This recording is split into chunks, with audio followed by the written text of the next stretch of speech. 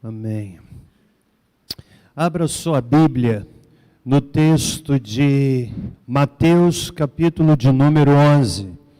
Mateus, capítulo 11. Mateus, capítulo 11. Pode projetar o tema da mensagem, por favor? Não tem aí?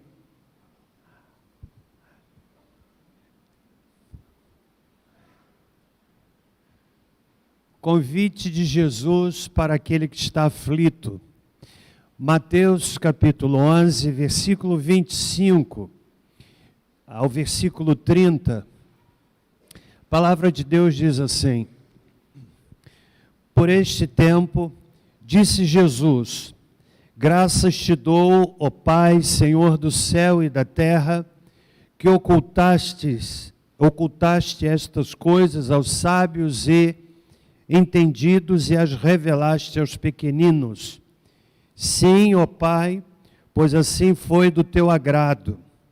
Todas as coisas me foram entregues por meu Pai. Ninguém conhece o Filho senão o Pai, ninguém conhece o Pai senão o Filho e aquele a quem o Filho o quiser revelar. Vinde a mim, todos os que estáis cansados e sobrecarregados ou oprimidos, e eu vos aliviarei. Tomai sobre vós o meu jugo e aprendei de mim, porque sou manso e humilde de coração, e encontrareis descanso para as vossas almas, pois o meu jugo é suave e o meu fardo é leve. Chamo a sua atenção uma vez mais para o versículo de número 28. Vinde a mim, todos vós, que estáis cansados e oprimidos, e eu vos aliviarei. Senhor amado, esse é o momento, é o ponto alto do culto, é o momento da proclamação da palavra, e eu quero pedir ao Senhor que faça do pregador apenas instrumento para a ministração da palavra bendita nesta noite. Em nome de Jesus. Amém. Nós estamos no mês de setembro, e o mês de setembro é conhecido desde o ano de 2003 como sendo Setembro Amarelo. E a origem do Setembro Amarelo e todo esse movimento de conscientização contra o suicídio, a depressão e o suicídio começou com a história de um moço chamado Mike M., lá nos Estados Unidos. O jovem era conhecido por sua personalidade carinhosa, habilidade mecânica, tendo como a sua marca o Mustang 68, que ele mesmo restaurou e pintou de amarelo. Porém, em 1994, Mike cometeu suicídio com apenas 17 anos. Infelizmente, nem a família, nem os amigos, nem as pessoas mais próximas de Mike perceberam os sinais de que ele pretendia pôr um ponto final à sua jovem vida. No seu funeral, os amigos montaram uma cesta de cartões e de fitas amarelas com a mensagem: se precisar, peça ajuda.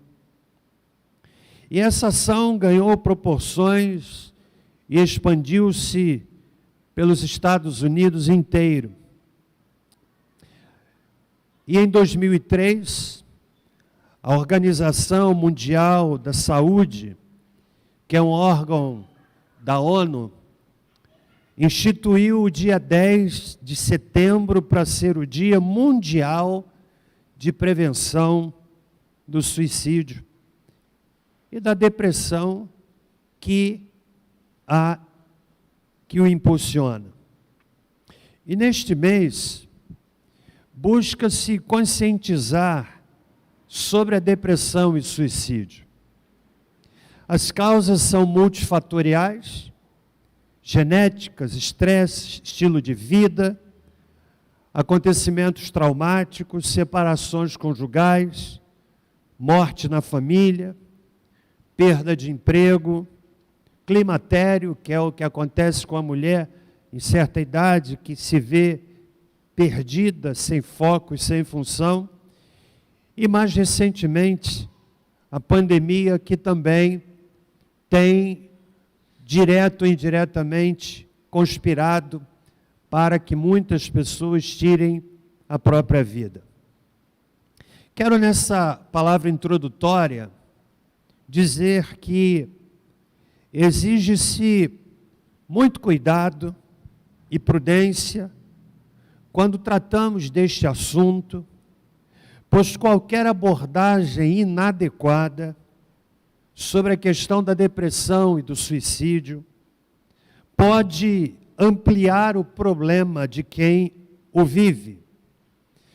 A minha fala nessa noite não tem a intenção, não tem o escopo de tratar dessa matéria tão complexa e que afeta a milhares e milhões de pessoas no mundo inteiro, sob a perspectiva da ciência.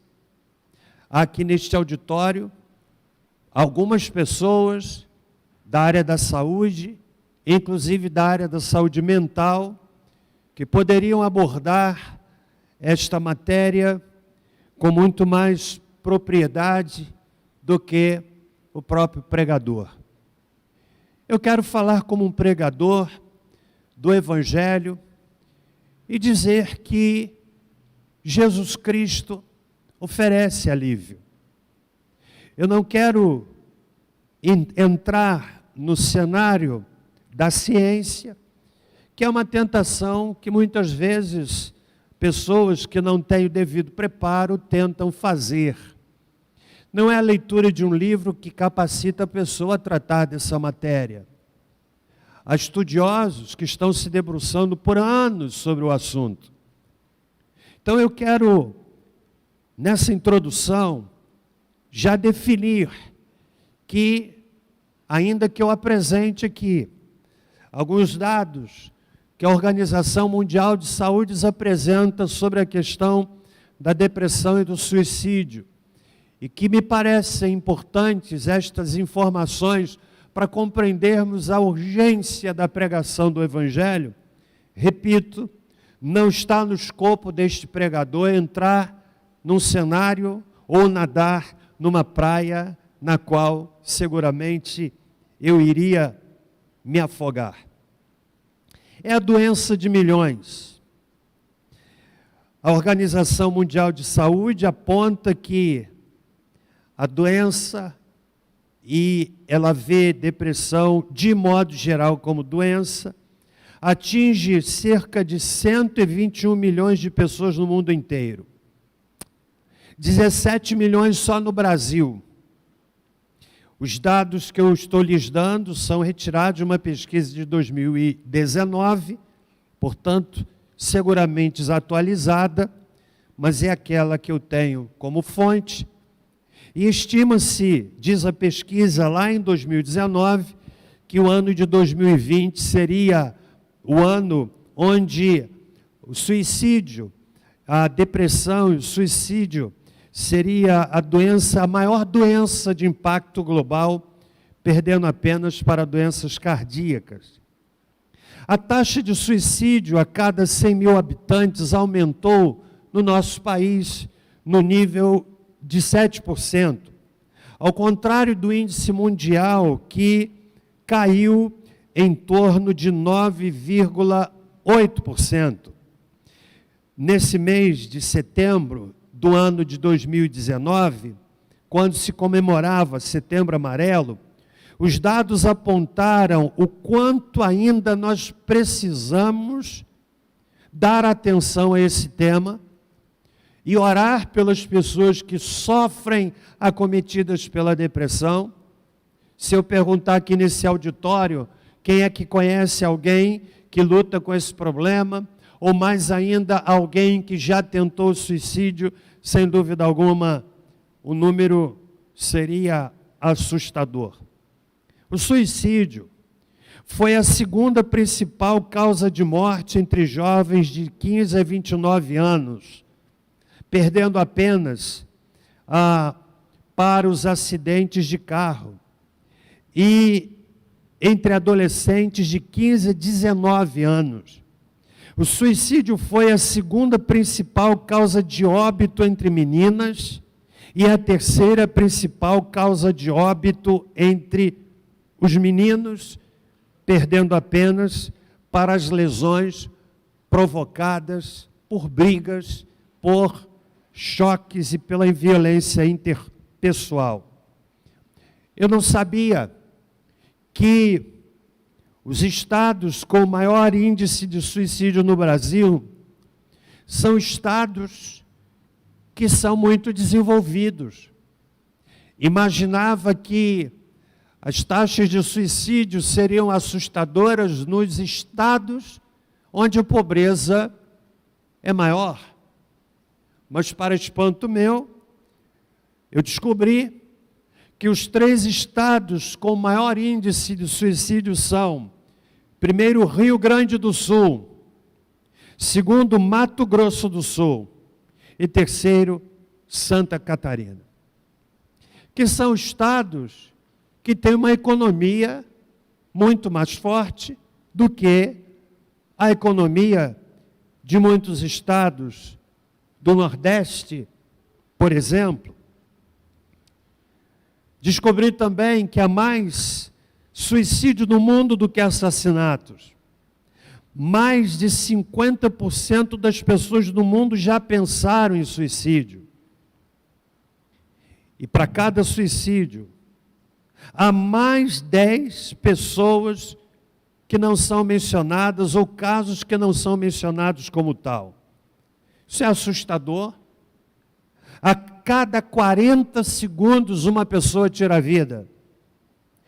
Por isso, irmãos, pareceu-me pertinente, nessa noite, falando a esta bela congregação e aqueles que nos acompanham pela internet, de que nós, como Segunda Igreja Batista em Barra do Piraí, nos sensibilizamos com este quadro e queremos dizer que em Jesus Cristo a pessoa pode encontrar alívio para enfrentar, para lutar, para caminhar nesse cenário tenebroso que se chama o suicídio.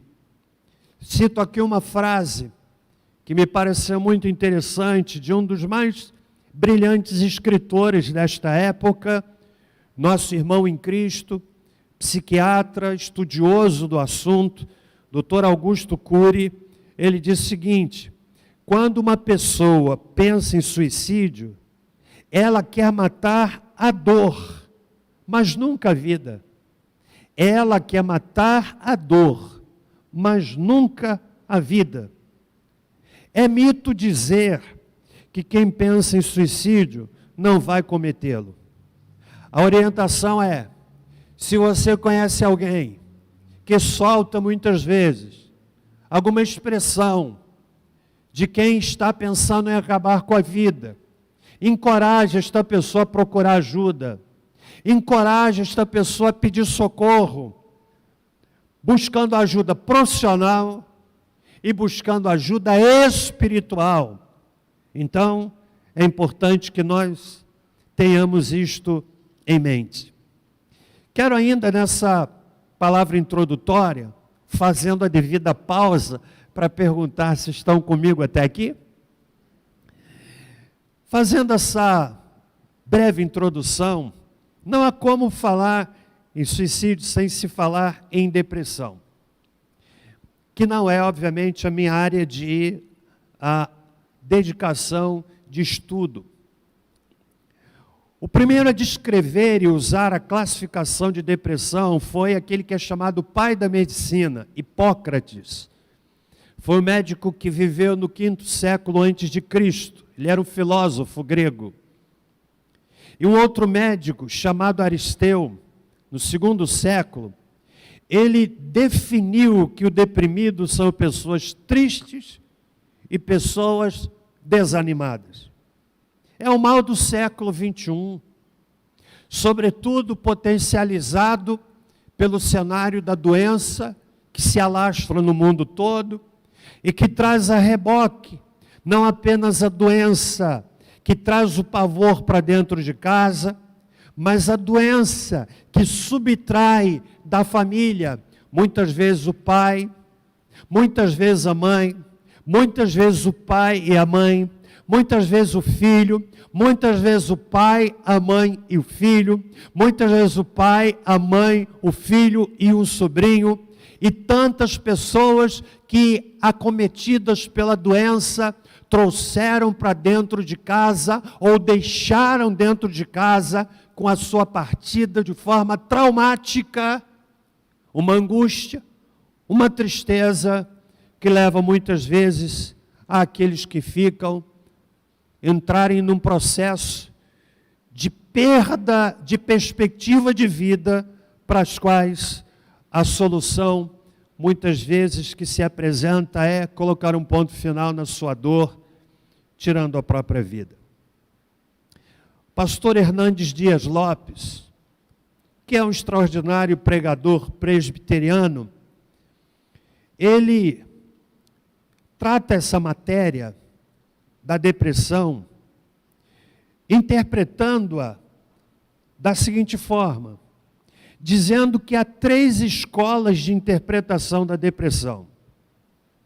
Uma delas, que vem por conta de um pregador já falecido, um pregador pentecostal chamado T.L. Osborne, que já esteve inclusive no Brasil, para quem a depressão é sempre demônio, que a depressão é causada pelo diabo. É verdade que há pessoas que sofrem por conta de uma opressão maligna, mas não é toda a verdade. Há alguns que até esposam o argumento que ele diz. E ao invés de ajudarem a pessoa que está lutando, agravam o seu problema. A pessoa está passando por depressão, é demônio. Agora imagine o efeito disso na vida de uma pessoa crente, por exemplo. Então o pastor Hernandes, com quem concordo, ele diz que a primeira escola de interpretação é de que depressão é provocada pelo demônio. Não é toda a verdade. Segunda escola, ele cita do escritor americano, eu tenho alguns livros dele, chamado pastor Jay Adams, que defende a ideia de que depressão é resultado de pecado. É verdade que o pecado gera depressão. A pessoa que entra numa vida de pecado, de plantar sem ter consciência de que a semente plantada um dia vai trazer o seu fruto. De alguém que desvaloriza a esposa, desvaloriza o marido, que vive uma vida sem parâmetros, que não tem consciência de que não há pecado oculto que um dia não venha à tona, de que não há pecado que não traga consequência. Hoje pela manhã, pregando para esta igreja, sobre o tema, os inimigos de uma vida espiritual vitoriosa, e nós tratamos o texto de Lucas capítulo 10, sobretudo na sua parte final, quando Jesus se volta para Marta, diz o seguinte: Marta, Marta, você está preocupada com muitas coisas, e uma só é importante, e uma só é necessária, e Maria escolheu a boa parte. E nós enfatizamos aqui que um dos motivos que leva a pessoa a ter uma vida espiritual fraca, e também uma situação que leva à depressão, são as escolhas erradas. Marta escolheu, fez a boa escolha, significa dizer, Maria fez a boa escolha, significa dizer que Marta não fez uma escolha que não foi tão boa. Há pessoas que fazem as suas escolhas e não levam em conta que as escolhas trazem consequência. E vale a pena lembrar aquilo que lhes disse hoje pela manhã. Há duas fases na vida. A nossa vida tem uma fase em que nós fazemos muitas escolhas e temos poucas consequências. E chega o momento em que nós não temos mais muitas escolhas e nos deparamos com muitas consequências. Há aqueles que tentam minimizar os prejuízos das suas escolhas equivocadas no mecanismo tolo de responsabilizar outro, de terceirizar a sua culpa, de lançar sobre o outro, de tentar se justificar ou tentar amenizar o seu conflito, apontando o problema causado pelo outro, quando na verdade, senhoras e senhores, as escolhas, elas trazem consequência. Então, o Dr. J. Adams diz que depressão é pecado, mas não é toda a verdade. Nem toda depressão é provocada por pecado. E há uma terceira escola, que é aquela apresentada pelo pastor John Piper. Num livro que eu já citei para alguns, eu tenho este livro interessante. John Piper é um escritor de farta pena, de habilidade. Ele trata de que há pessoas tementes a Deus que lidam com a depressão. Ele cita, por exemplo, David Brainerd, morreu tuberculoso aos 29 anos. O diário de David Brainerd, esse moço era tão dedicado à obra de Deus, o diário dele veio a público através de um extraordinário homem de Deus do passado, chamado Jonathan Edwards, em cuja casa David Brainerd morreu, com 29 anos, tomado por tuberculose. E esse moço, David Brainerd, ao longo dos anos, dos séculos, tem sido inspiração missionária para muitas pessoas ao redor do mundo. E ele cita um trecho interessante, lá do diário dele. Ele lutou com depressão recorrente, foi atormentado repentinamente com os mais desesperados sentimentos de desânimo. E ele escreveu assim: ele costumava chamar a sua depressão de um tipo de morte. Há pelo menos 22 lugares no diário em que ele ansiava pela morte como uma libertação da sua miséria. Por exemplo, no domingo, dia 3 de fevereiro de 1745, ele escreveu: minha alma lembrou-se daquele absinto e do fel, quase posso dizer inferno, da sexta-feira passada. Eu tinha muito medo de ser obrigado novamente a beber aquele copo de tremor, que era inconcebivelmente mais amargo que a morte, e me fez desejar mais pela morte, infelizmente mais do que os tesouros escondidos. A luta de quem não quer necessariamente pôr um ponto final na morte, mas quer parar de sofrer. John Bunyan, autor de uma obra, depois da Bíblia, talvez seja o livro mais lido, intitulado Peregrino.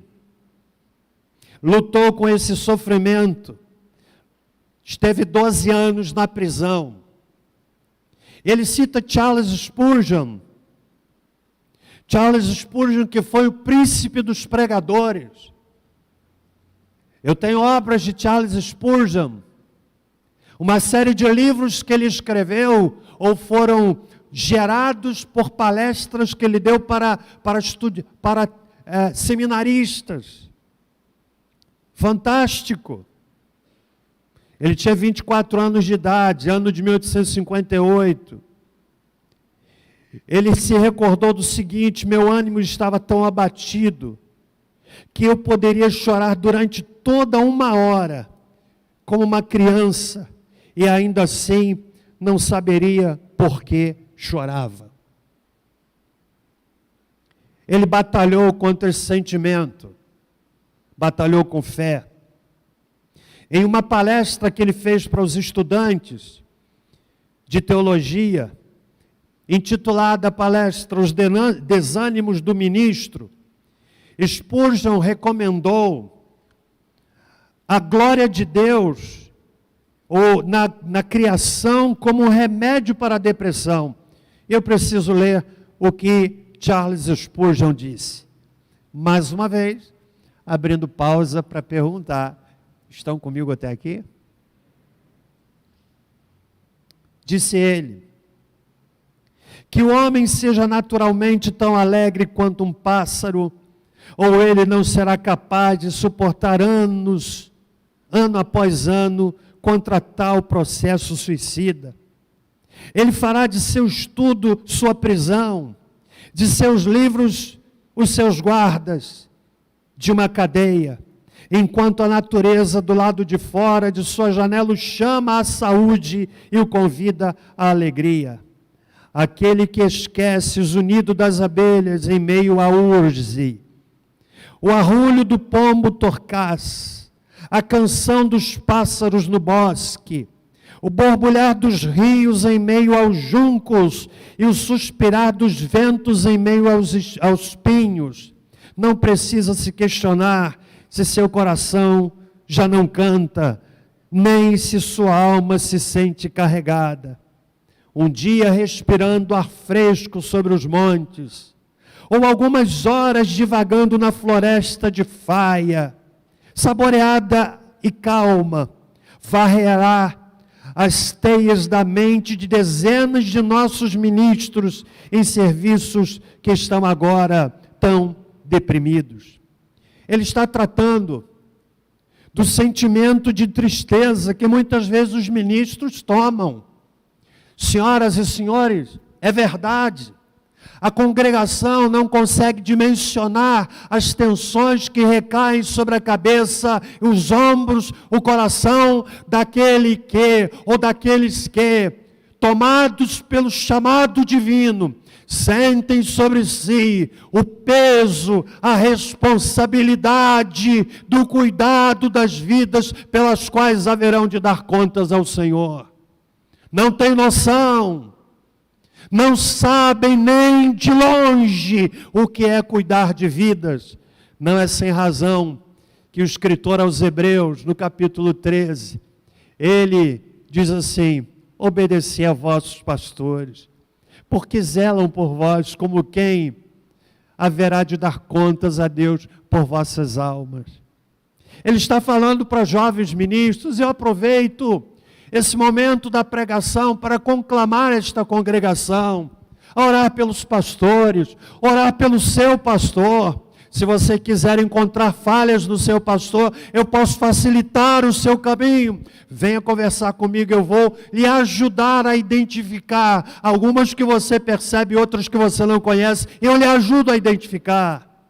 Mas, queridos, o pastor precisa de oração, precisa de cobertura, precisa de apoio, precisa de clamor, precisa de joelho no chão, precisa de pessoas que se levantem pelas madrugadas e digam a Deus: Senhor, toca os lábios do pregador, faze dele boca do Senhor, para que quando a boca daquele pregador se abrir, brasas vivas saiam, a palavra flua, venha a unção do céu, venha fogo do céu, venha a labareda do Espírito para incendiar o coração da igreja. Spurgeon mostrando a sua inquietação com os ministros. E ele então os encorajando. Quero que você saiba então que nem toda depressão é provocada pelo diabo, nem toda depressão é provocada pelo pecado. Mas há doença que precisa de médico, que precisa de ajuda. Então a minha fala aqui nessa noite, nessa introdução é a seguinte: Setembro Amarelo, é por isso que eu estou com esse laço aqui. Deu para... Quem é que percebeu o laço? Levanta a mão. Ainda bem, né? Por conta disso. Se você conhece alguém, olha, tente bem, fique atento, esse mito falou, não vai fazer. Aqui em Barra do Piraí, às vezes a gente ouve de alguém que se matou. E isso está presente em todos os níveis, em todos os estratos sociais. Há pessoas que não estão cometendo suicídio de fato, mas estão se suicidando paulatinamente. Estão morrendo aos poucos. Mentes adoecidas, pervadidas por tantas coisas, inclusive pelo pecado, que precisam da graça de Deus. Por isso, nessa noite, a palavra do púlpito é: Jesus, Ele traz alívio. Ele traz alívio, como trouxe para esses homens de Deus que lutaram com a doença e deixaram um legado extraordinário que ainda hoje abençoa, esse legado ainda abençoa muitas pessoas ao redor do planeta. Vamos ao texto bíblico, que não serve de pretexto. O que é que Jesus está dizendo aqui? Vinde a mim, todos vós, que estáis cansados e sobrecarregados, e eu vos aliviarei. Tomai sobre vós o meu jugo e aprendei de mim, que sou manso e humilde de coração.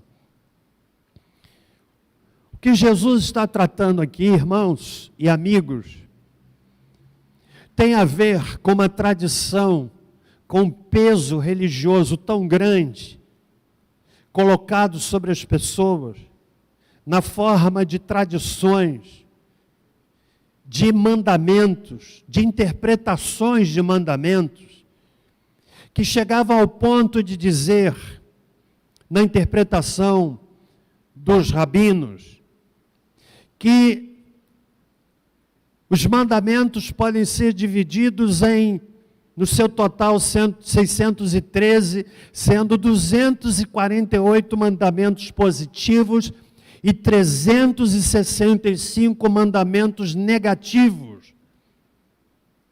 De tal forma que trazia um peso tão grande sobre os discípulos, sobre as pessoas que seguiam a religião. Era um jugo pesado. E além disso, cada rabino tinha liberdade de interpretar a lei e de acrescentar outras regras que eram conferidas por outros rabinos, ou seja, a lista ia aumentando. As pessoas viviam debaixo de um jugo religioso, e o jugo religioso é extremamente pesado. Há pessoas que são escravizadas pela religião. Eu tenho dito em vários lugares que o desafio do Evangelho não é para que a pessoa faça parte de uma religião. O desafio do Evangelho não é para uma religião. O desafio do Evangelho é para um relacionamento. Em nome da religião, as pessoas se matam, se tornam grossas. Muitos anos atrás, quando ainda iniciante no ministério em Barra do Piraí, quando a capela funerária da cidade era lá num espaço anexo à Santa Casa. Quem é que lembra disso? Ali era a capela funerária, a única da cidade. Tem tempo, se você lembra, bem-vindo ao tempo do crush. Bem-vindo ao tempo do telefone analógico com fichinha. Eu estava ali e alguém me pediu para dar uma palavra. Não era gente da igreja que havia falecido. Eu fui ali, dei uma palavra. muito rápido, muito rápida, muito objetiva. Terminada a minha fala, alguém disse assim: agora a gente vai fazer. Assim como quem diz: olha, isso aqui agora não valeu, agora a gente que vai fazer. Aí fizeram lá uma cerimônia, eu percebi uma hostilidade, uma grosseria, uma falta de educação. Porque quando eu vou pregar no sepultamento, sabe o que é que eu faço? Primeira fala minha, eu digo assim: eu sou o pastor da igreja tal. E em algum momento da minha fala eu vou dizer: eu estou aqui a convite da família. Para que a pessoa entenda que nós estamos ali porque alguém pediu. E aquela pessoa começou a fazer a sua cerimônia, não tinha nada de evangélico, deixe claro aqui, mas de uma forma tão hostil. O que é que eu fiz? Eu simplesmente recuei, reclinei a cabeça e fiquei ali numa atitude respeitosa. Uma vontade de ir embora. Respeitosa. Você sabe por que isso acontece? Porque para muitas pessoas é religião. Se você entender que o desafio que está no texto é um desafio extraordinário, revolucionário, transformador, impactante, magnífico, para um relacionamento: vinde a mim, todos os que estáis cansados e sobrecarregados ou oprimidos, e eu vos aliviarei. Quem descobre isto, se liberta, não fica mantendo uma vida atrelada àquilo que fizeram ou deixaram de fazer. É seguir a Jesus. Isso é fascinante. Esse jugo, então, imposto ao tempo de Jesus, era muito pesado. Por esta razão, ele faz este convite, que eu transmito a você nessa noite. Primeiro, um convite a fazer alguma coisa. Quem aqui já recebeu um convite assim irrecusável? Levanta a mão. Quem é que já recebeu um convite que você recebeu por educação? Não levanta a mão, não. Você recebe assim por educação. Mas deixe-me construir aqui uma história.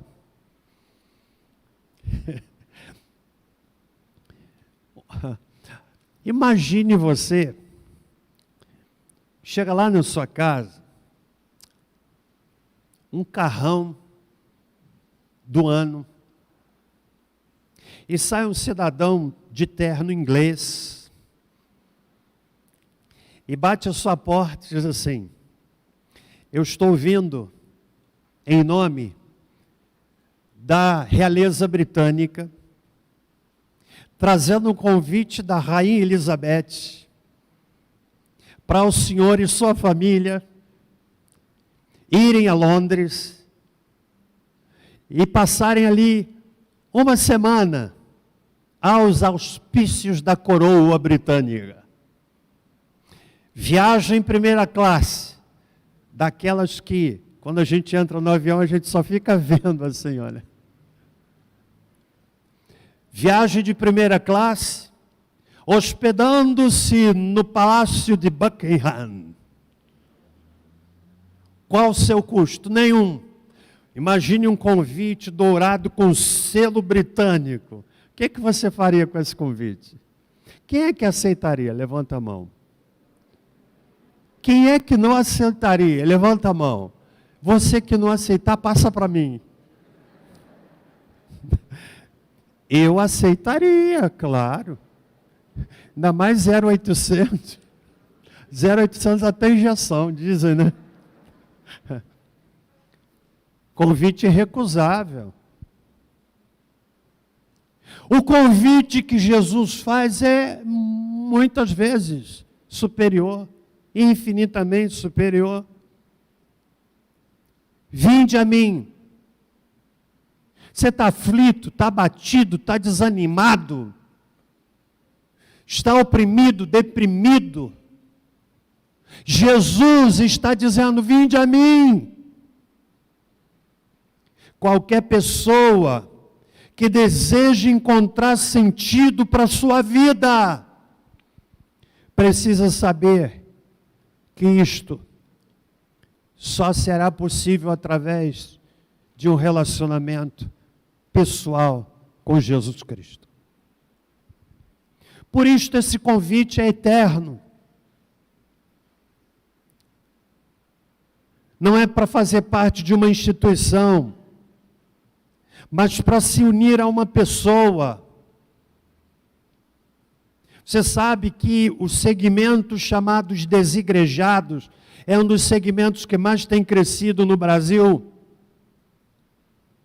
Pessoas que por razões variadas se afastam da igreja, se decepcionaram com o pastor, se decepcionaram com o irmão, ou não concordam começam a não se sentirem confortáveis com a orientação da igreja. Então, eles querem dizer assim: nós somos contra a instituição, eu quero ser crente sem igreja. Aí sabe o que acontece?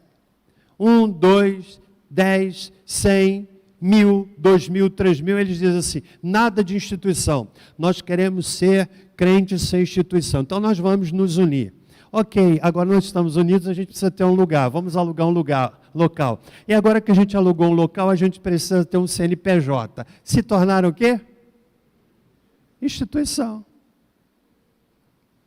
O Evangelho me desafia a conexão com outras pessoas. É verdade que na convivência nós temos momentos de tristeza, temos momentos de alegria. Sabe por quê? Porque igreja é como família, igreja é dinâmica. Quem aqui já se aborreceu dentro de casa? Levanta a mão. Seja honesto. Quem aqui já se aborreceu? Você já se aborreceu? Claro. Talvez eu devesse perguntar: quem é que já aborreceu o outro dentro de casa?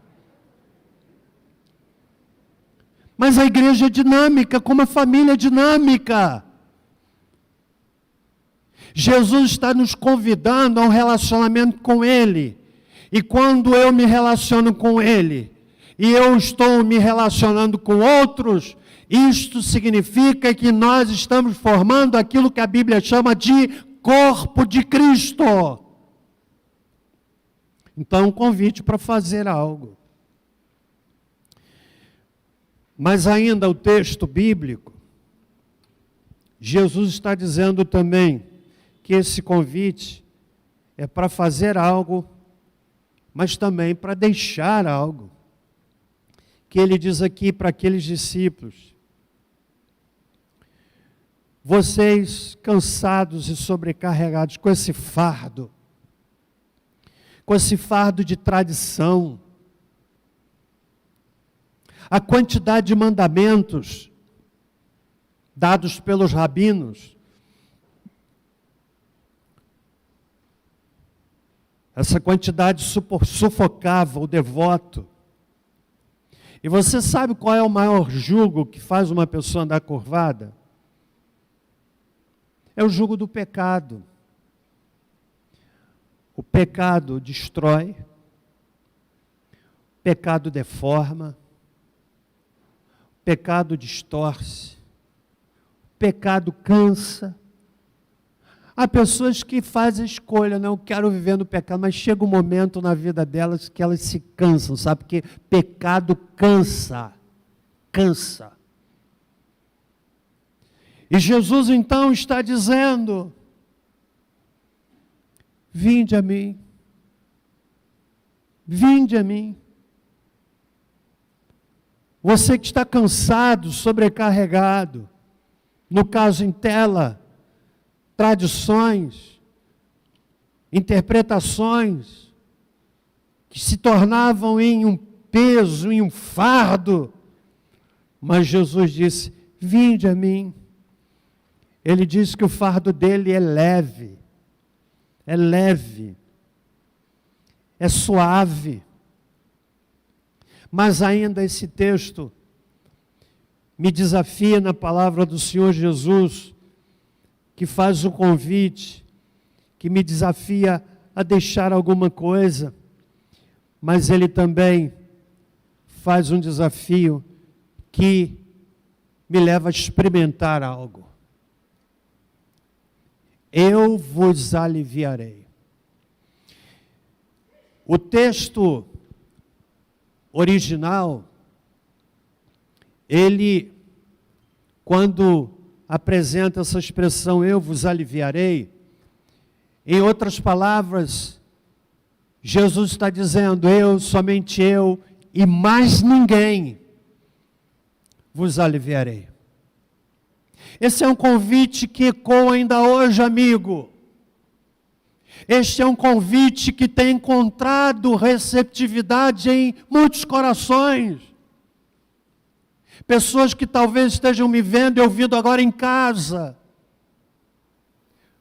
Em tantos lugares onde os pregadores estão espalhando a palavra de Deus. Eu era seminarista na Igreja Batista da Penha. Foi uma das experiências marcantes da minha caminhada como estudante de teologia. Fui convidado para pregar no presídio de Bangu. E o ambiente do presídio é um ambiente estranho, assustador. Vários pavilhões. E eu me lembro que naquela época, passando por todo o processo de revista, para chegar até o preso, e fomos para uma sala, não sei se era tipo um refeitório, já faz muitos anos, eu não lembro dos detalhes, mas eu me lembro de ver aquela quantidade grande de homens, talvez pela compreensão de que o presidiário é um indivíduo do qual a gente deve ter medo, mas eu olhava para aqueles homens já com uma mentalidade de medo, de pavor. E era para participar de um culto. Meus irmãos, que emocionante ver aqueles homens cantando. Muitos deles que já estavam ali há anos. Mas ver alguns daqueles ali já convertidos, cantando com lágrimas nos olhos, levantando as mãos e cantando com uma vibração impressionante, mais do que muitas vezes a congregação canta. Porque na igreja, muitas vezes o crente não abre a boca para cantar. Quando não, fica criticando quem está cantando. Lá eu vi aqueles homens, talvez sabendo, conscientizados das consequências dos atos que cometeram e que por conta disso estavam ali no cárcere, cantando, falando de Jesus. E vez por outra, um ia à frente e dava um testemunho. Olha, é poder de Deus. Não tem explicação. Pessoas transformadas dentro do presídio, porque este convite foi acolhido lá dentro do cárcere. Vinde a mim. Aí um à frente contava o testemunho dele, na linguagem dele. Ó, pessoal, vocês me conhecem, é aquela gíria toda da época que eu não lembro. E todo mundo conhecia a história do outro.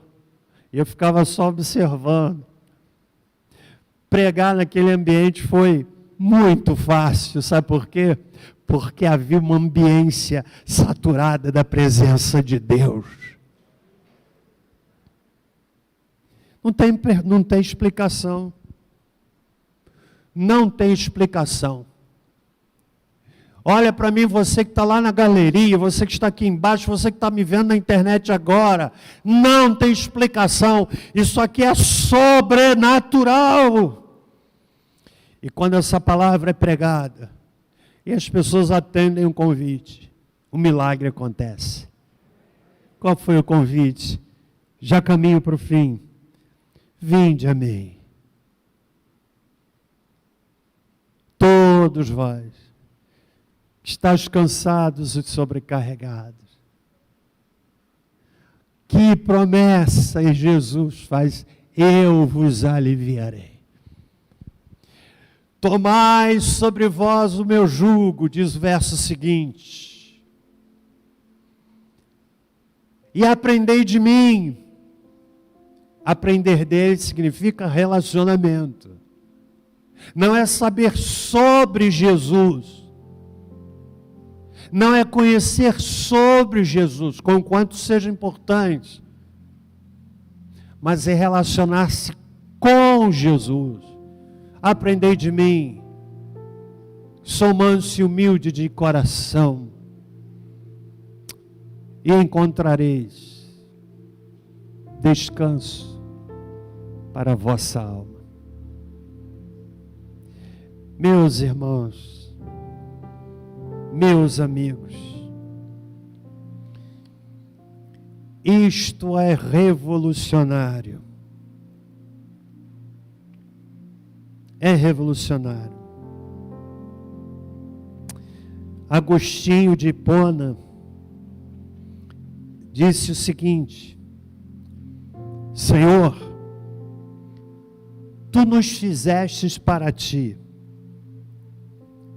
e não podemos encontrar descanso até que encontremos a ti. Senhor, tu nos fizestes para ti, e não podemos encontrar descanso até que encontremos a ti. Nessa noite, quero lhe convidar a atender o convite de Jesus. Vinde a mim. É um convite doce, convite diferente de intimação. Intimação, não cabe desobediência, é ordem para ser cumprida. Convite não. Convite doce. Eu imagino Jesus com a sua voz meiga, doce, dizendo: vinde a mim, vinde a mim. Cansados, sobrecarregados, eu vos aliviarei. Curve a sua cabeça, por favor. Senhor nosso Deus, querido Pai, nós te agradecemos, porque em Jesus amigo temos, amigo que está presente, nos ajudando, nos socorrendo, nos amparando, nos fortalecendo. E eu oro, Senhor, para que nessa noite aquela pessoa, aquele senhor, aquela senhora, aquele jovem, aquele ancião, aquele adolescente, aqui, ou aquele que me ouve em casa, abatido, angustiado, aflito, deprimido, talvez até namorando a morte, como quem quer pôr um ponto final na sua dor. Encontre no convite de Jesus o suporte, o sustento, a força, o poder para enfrentar e vencer, em nome de Jesus. Eu vou convidar, ó Deus, aquelas pessoas que nesta noite desejam entregar a sua vida a Cristo, responder positivamente ao seu convite. Eu vou convidá-las a que se manifestem. Seguro de que não há uma só pessoa aqui nesta noite, ouvindo em casa, que não tenha sido atraída pelo Senhor mesmo para ouvir a palavra desta noite. Faze, Senhor, a tua obra. e nos comprometemos a dar a Ti toda a honra, toda a glória e todo o louvor. Em nome de Jesus. Amém. Vamos ficar em pé. A banda vai cantar louvor próprio. E eu quero convidar você que está aqui nessa noite, talvez queira dizer: pastor, eu quero hoje entregar minha vida a Jesus. Eu estou vivendo algo terrível na minha mente. Quero que Jesus me